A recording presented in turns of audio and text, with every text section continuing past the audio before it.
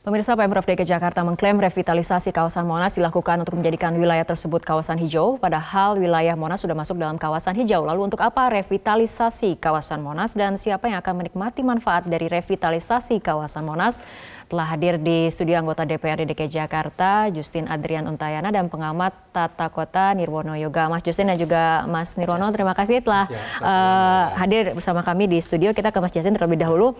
Ini kalau misalnya kita lihat tadi penelusuran dari tim Metro TV, bahwa ternyata kantor dari kontraktor yang menangani proyek besar seperti revitalisasi kawasan Monas saja ternyata sulit untuk ditelusuri, bahkan di 2 titik yang disebutkan menjadi kantornya tidak ada perusahaan itu. Dan penelusuran ini juga kemudian sempat dilakukan oleh Mas Justin juga untuk kemudian mengetahui kredibilitas dari kontraktor itu sendiri.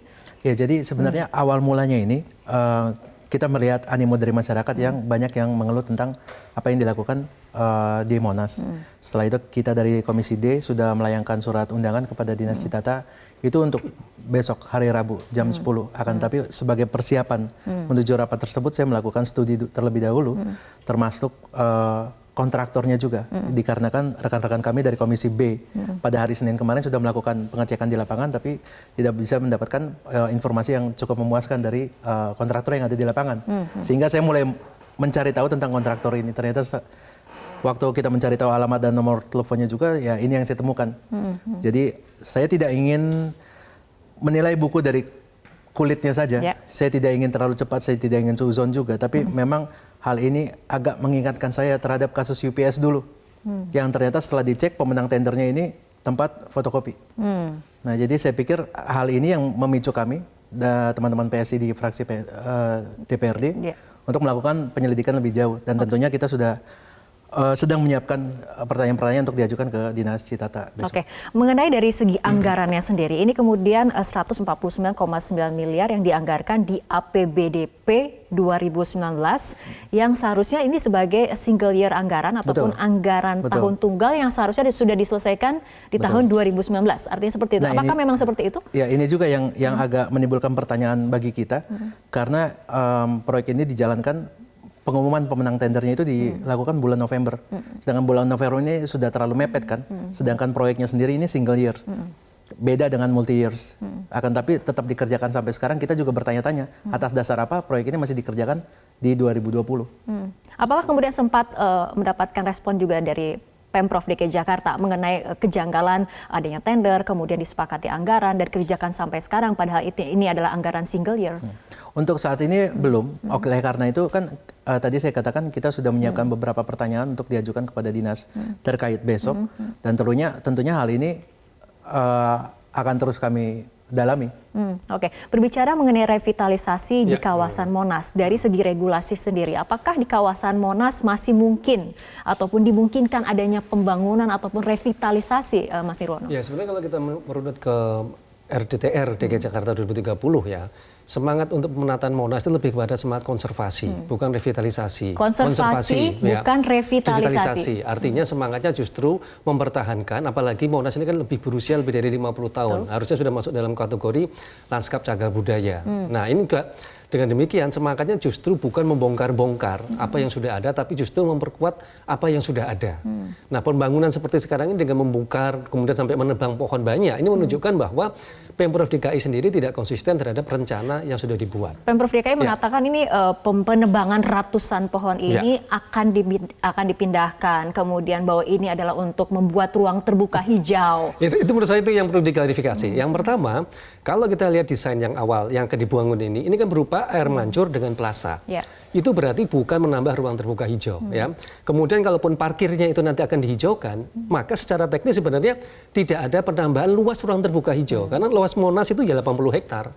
Tidak ada penambahan lagi luasnya. Jadi lebih kepada peningkatan kualitas, tetapi lebih kepada tadi perkerasan ya dalam bentuk plaza dan air mancur yang akan dibangun. Jadi justru di satu pihak itu mengurangi daya serapnya Monas sendiri, di lain pihak tidak ada upaya untuk konservasi. Kemudian kedua yang tidak kalah penting menurut saya, kalau ini dilakukan berarti kan pemerintah juga memberi contoh yang kurang bagus. Desain yang benar harusnya justru mempertahankan pohon yang sudah ada, desainnya mengikuti keberadaan pohon tersebut, bukan justru kemudian adanya desain baru, pohonnya yang dihilangkan. Revitalisasi kawasan Monas ini menurut Anda untuk siapa? Secara teknis sebenarnya tidak urgensi, ya, tidak ada keterdesakan untuk menata ulang Monas, apalagi sampai dengan membongkar menebang pohon. Ya, kalau dilihat seperti itu, apalagi dengan anggaran hampir mencapai 150 miliar tadi. Dianggarkan 150. Seandainya Pemda serius menggunakan dana tersebut, Mbak Dara, dana itu dapat kita gunakan, ya minimal kalau kita mau membangun aja ya, taruhlah kalau kita mampu membangun satu taman 10 miliar aja. Berarti kita punya 15 taman baru. Jakarta itu kan butuh ruang terbuka hijau baru. Baik. Itu artinya di sini menurut saya ke depan harus ada kejelasan dari Dinas Cipta Karya ya. Bagaimana kelanjutan penambahan ruang terbuka hijau. Baik. Ya. Dengan dana seperti itu harusnya kita lebih banyak lagi penambahan ruang terbuka hijau, bukan mengutak-atik yang sudah ada. Mas Justin, dengan melihat tadi dikatakan oleh Mas Nirwono bahwa tidak ada urgensi dari revitalisasi kawasan Monas, kalaupun iya yang dibutuhkan adalah konservasi seperti itu. Apakah nanti DPRD akan mendorong Pemprov DKI Jakarta untuk menghentikan revitalisasi ini? Begini Mbak, kalau memang segala hal dilakukan sesuai dengan prosedur, mungkin juga sudah ada di RPJMD, kita fraksi PSI tidak di sini untuk menghentikan gubernur melakukan pembangunan. Tidak, kita bukannya ingin menghambat program-program yang ada, akan tetapi program yang dijalankan akan kita pantau betul-betul. Tapi memang kita perlu soroti juga kalau di tahun 2019 revitalisasi Monas ini dianggarkan 150 miliar. Dan sedangkan di 2020 ini dianggarkan lagi 114 miliar. Nah ini kan hal-hal yang perlu kita kaji lebih dalam. Tapi kemudian dengan melihat anggaran di tahun 2019 dan konsep revitalisasi yang mungkin sebagian orang mempertanyakan seperti apa, artinya di anggaran 2020 ini akan seperti apa? Apakah nantinya akan ada pengawasan yang lebih lanjut mengenai skema revitalisasi atau bagaimana Mas Justin? Ya masalah revitalisasi ini memang kita soroti betul ya, apalagi kemarin yang kami temukan di Komisi D waktu membahas juga revitalisasi lainnya, contohnya revitalisasi kebun binatang Ragunan, kemarin sempat diajukan 55 miliar revitalisasinya. Tapi ternyata setelah kita gali lebih jauh, ini bukan revitalisasi pekerjaan, tapi konsultasi. Bahkan saya ingat saya untuk pemindahan ibu kota ke lokasi yang baru saja, kalau tidak salah hanya menyerap sekitar 10 miliar saja. Ini 55. Sempat kadisnya bilang, ya ini kan beda binatang-binatang. Ya akhirnya dari 55 kemarin kita turunkan sampai 4,4 miliar. Dan jadi efektivitas alokasi anggaran-anggaran yang selama ini terjadi bagaimana menurut Anda? Ya, justru itu Mbak, salah satu tujuan saya melakukan tweet kemarin itu agar masyarakat tahu bagaimana uang diperlakukan, uang pajak mereka diperlakukan dan pihak-pihak mana saja yang dipercayakan untuk mengelola itu. Mas Nirwono. Ya, ini menunjukkan bahwa politik anggaran kita itu tidak berpihak terhadap masalah yang dihadapi di Jakarta. Kita baru 2 mingguan ini lepas dari banjir dan sekarang masih menghadapi puncak musim hujan kan. Dengan kejadian kemarin itu sebenarnya yang kita tahu, kita membutuhkan lebih banyak daerah resapan air. Kita lebih banyak membutuhkan ruang terbuka hijau baru. Artinya, kalaupun kita anggarannya punya sampai ratusan miliar, kenapa nggak digunakan untuk menambah ruang terbuka hijau baru? Catatan saya, dalam 20 tahun terakhir, penambahan ruang terbuka hijau kita itu sangat-sangat rendah. Tahun 2000 kita hanya 9%, tahun 2020 hanya 9,98%. 1% aja nggak nambah gitu. Jadi, kalau kita bicara soal tidak ada dana, kan menjadi tidak masuk akal ya.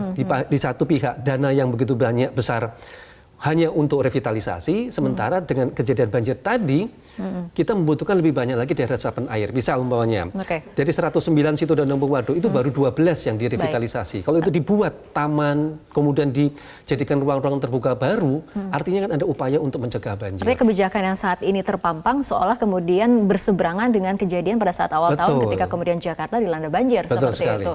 Dari DPRD bagaimana Mas Justin? Ya tentunya kita ingin efektivitas juga ya dalam penggunaan anggaran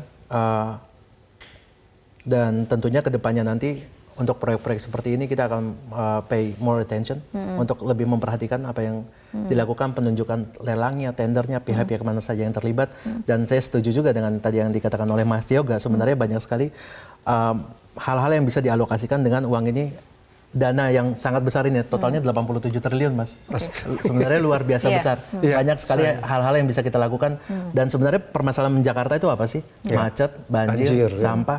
Nah selama ini mungkin tidak ada kejelasan dari 3 hal ini ya Mas. Betul. Jadi penggunaan anggarannya tidak diprioritaskan fokus kepada masalah tersebut sebenarnya kita harus fokus di ketiga masalah tersebut. Nah mengenai transparansi, bagaimana kemudian para warga DKI Jakarta, para pembayar pajak di DKI Jakarta ini juga mendapatkan informasi mengenai alokasi anggaran ataupun uang yang mereka bayarkan. Ini apakah untuk kepentingan DKI, warga DKI atau seperti apa gitu. Ini mungkin dari DPRD bagaimana kemudian mendorong agar Pemprov DKI ini bisa lebih transparan lagi, memberikan memberikan informasi mengenai program-program ataupun proyek-proyek yang sedang dilakukan saat ini? Kita dari PSI berusaha semampu-mampunya. Sejak awal sampai komponen sempat di take out dari websitenya, kita lakukan itu. Kita selalu berusaha menyajikan transparansi itu. Saya mendorong seluruh anggota teman-teman DPRD ya, tidak hanya dari fraksi VSI mamanya, tapi seluruh anggota DPRD kan punya tanggung jawab untuk menginformasikan kepada masyarakat penggunaan anggaran kita yang tahun ini mencapai 87 triliun mamanya. Itu digunakan untuk apa? Masyarakat bisa langsung melihat proyek-proyek apa yang tidak masuk akal misalnya. Kemudian proyek-proyek mana yang terkait dengan antisipasi banjir misalnya. Di situ masyarakat akan menilai pemerintah ini serius nggak sih mengatasi banjir. Nah dari situlah kemudian kita akan menilai keseriusan dari gubernur untuk mengatasi persoalan. Karena bukan berarti anti pembangunan, tapi Betul. bagaimana pembangunan ini skema ataupun konsepnya dilaksanakan memang untuk rakyat dan juga kemudian itu kan uang lingkungan. rakyat. Jadi maksud saya karena ini digunakan adalah uang rakyat, akan lebih tepat kalau seluruh anggaran tadi digunakan demi kepentingan rakyat. Gitu. Itu tadi makanya Mbak Rara tanya, seberapa penting revitalisasi Monas? Kalau untuk warga Jakarta sebenarnya tidak terlalu urgensi. Tapi mungkin saya mau menambahkan sedikit Pak ya. Jadi masyarakat yang ingin yang mau berpartisipasi dalam mengawasi anggaran bisa mengaksesnya di apbd.go.id. Nanti di situ ada komponen-komponennya. Memang kemarin waktu pembahasan APBD ini waktunya terlalu sempit Pak. Kita 106 anggota dewan memang sulit sekali membahas ini untuk memonitor puluhan ribu anggaran belanjanya. Memang sulit sekali. Jadi partisipasi dari masyarakat akan sangat membantu. Oke, Mas Jansen mungkin bisa dijelaskan ataupun ditegaskan kembali kapan akan kemudian bertemu dengan pihak Pemprov DKI Jakarta untuk menanyakan mengenai konsep revitalisasi di kawasan Monas ini? Iya, jadi besok di ruang rapat Komisi D sudah diberikan juga undangannya, itu jam 10, open. Terbuka untuk umum, artinya kemudian rakyat juga bisa ataupun warga DKI Jakarta khususnya bisa memantau bagaimana sebetulnya konsep ini dijalankan dan untuk siapa. Saya sudah informasikan juga dengan teman-teman wartawan juga supaya ini menjadi upaya kita bersama. Tapi setelah kemudian pertemuan itu terjadi antara DPRD dengan Pemprov DKI Jakarta, apa kemudian follow up yang akan dilakukan setelah itu? Follow up-nya tentunya kemungkinan kalau memang ada temuan di sini tentang tendernya, tentang pelelangannya, prosesnya, mekanismenya, tentunya kami yakini tidak terjadi hanya dalam proyek ini saja. Mungkin ada proyek-proyek lainnya. Oke, baik, kita harapkan mengenai proyek revitalisasi kawasan Monas ini bisa menjadi pelajaran bagaimana transparansi dan penggunaan anggaran itu lagi-lagi dari rakyat dan untuk rakyat sebetulnya seperti itu. Baik, Mas Jansen dan juga Mas Tirwono, terima kasih telah berbincang bersama kami dalam Prime Time News untuk malam hari ini.